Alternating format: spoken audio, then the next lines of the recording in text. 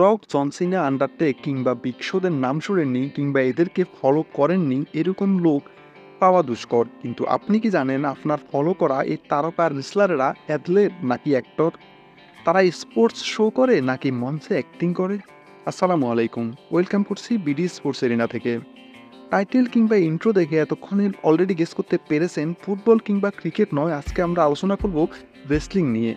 Wrestling একটি প্রাচীন খেলা, কালের পরিক্রমায় এর বিভিন্ন রূপ তৈরি হয়েছে। অন্য সব খেলার মতো কম্পিটিটিভ না হয়ে এটি কমার্শিয়াল রূপ নিয়েছে, তবুও এর জনপ্রিয়তা কমেনি একটুও, বরং বেড়েছে। যখনই রেসলিংয়ের কথা আসে তখনই চোখের সামনে বেশি উঠে রক এবং জন সিনাদের মতো স্টারদের ছবি। একই সাথে একটি প্রশ্ন মাথায় আসে যে এরা কি আসলে এভাবে মারামারি করে থাকে নাকি পুরোটাই মিথ্যা, কিংবা রেসলিংয়ে এত এত আঘাতের পরেও মানুষ কিভাবে বেঁচে থাকে। এটা নিয়েও সবার মনে রয়েছে নানা প্রশ্ন, তবে প্রশ্নটি সহজ হলেও এর উত্তর কিছুটা জটিল। আজকের এপিসোডে আমরা রেসলিং নিয়ে বিভিন্ন বিভ্রান্তি কাটানোর এবং প্রশ্নের উত্তর জানার চেষ্টা করব। So don't skip this video, only watch and find out answer to all the question lingering in your mind. প্রথমে আমরা জানার চেষ্টা করব রেসলিং কী এবং এর ইতিহাস।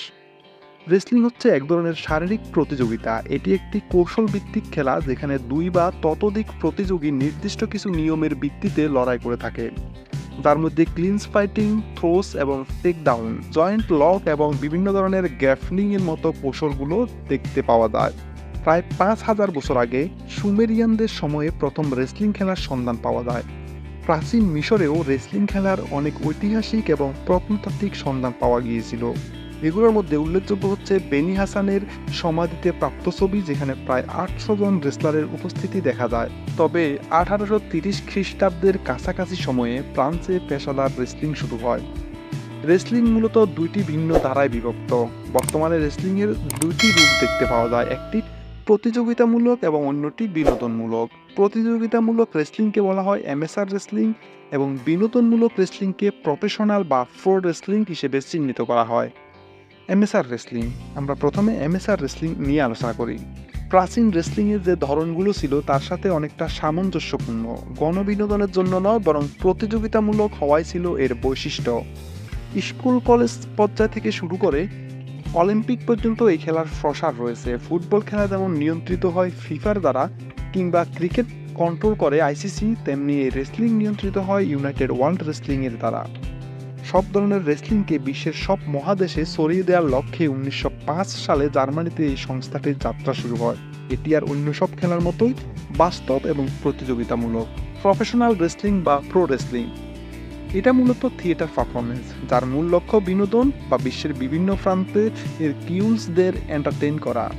এই পারফরমেন্সগুলোতে একটি গল্প দেখতে পাওয়া যায় যেখানে কেউ নায়ক তো কেউ খলনায়কের ভূমিকা অভিনয় করছে।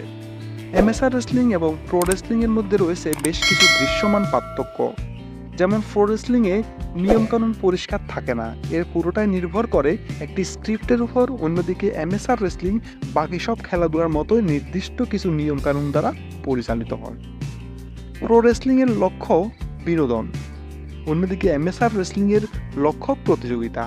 অ্যামেচার রেসলিংয়ের ফলাফল নির্ভর করে অর্জিত স্কোরের উপর, কিন্তু প্রো রেসলিংয়ের ফলাফল পূর্ব নির্ধারিত।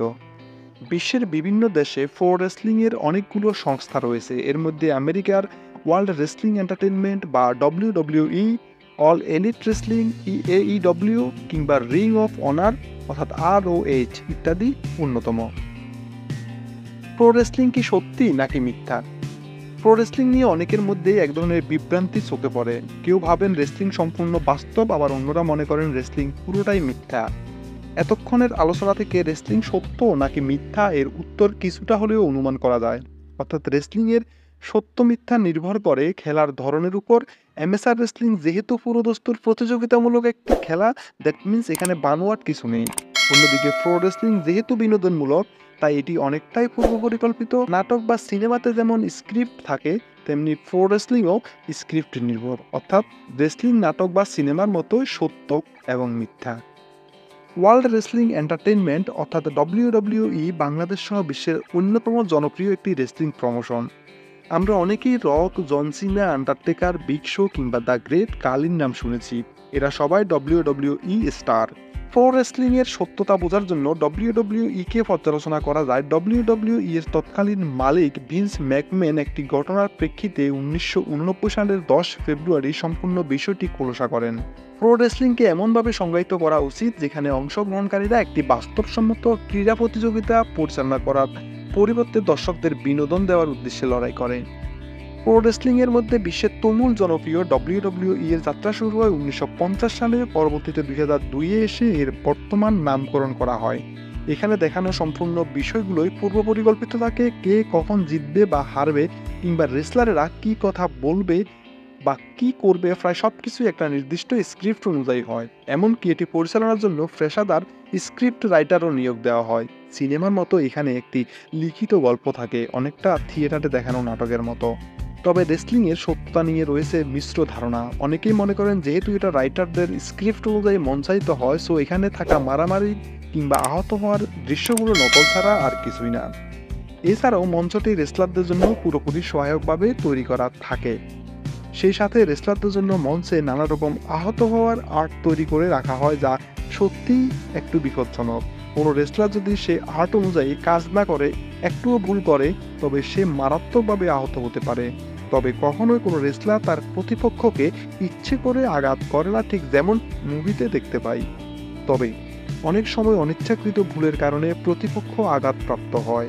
এমন একজন রেসলারও পাওয়া যাবে না যে এই মঞ্চে আঘাতপ্রাপ্ত হয়নি। অনেকে বড় ধরনের আঘাত পেয়ে তার ক্যারিয়ারেরও ইতি টেনেছেন। তবে অন্য একটি গ্রুপ মনে করেন প্রো রেসলিং এর রিং কিংবা এর বাইরে আমরা যে মারামারিগুলো দেখি তা মিথ্যা নয়। সেখানে দেখানো মারামারির অনেক কৌশল অথবা মারামারি করতে গিয়ে প্রাপ্ত আঘাত, ঘাম, রক্তপাতের কোনোটিই মিথ্যা নয়।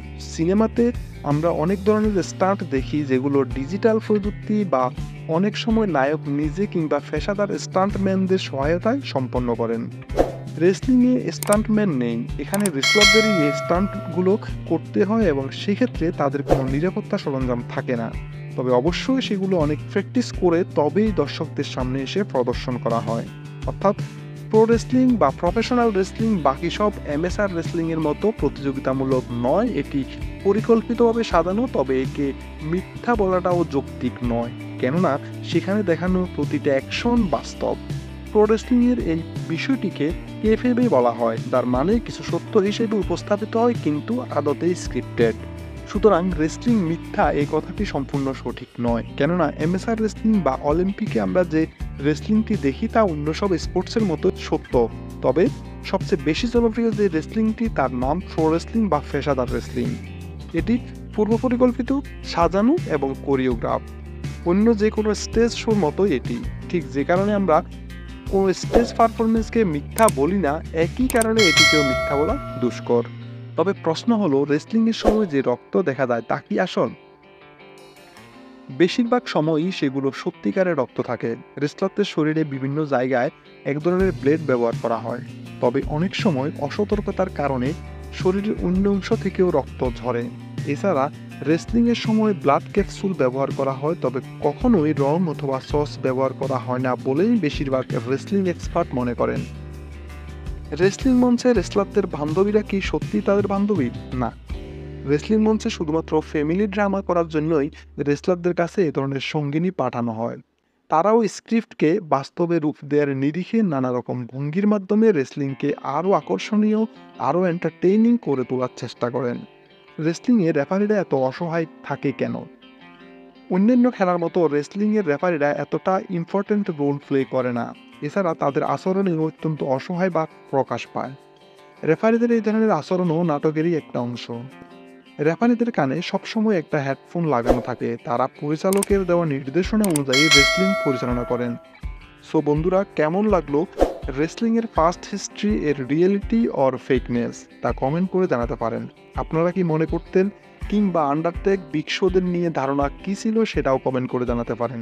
আজ যাচ্ছি, দেখা হবে পরবর্তী এপিসোডে। ততক্ষণ আমাদের পাশেই থাকুন এবং যদি সম্ভব হয় ক্ষুদ্র থেকে ক্ষুদ্র হলেও কোনো সামাজিক কাজে নিজেকে ইনভলভ করুন। ধন্যবাদ সবাইকে।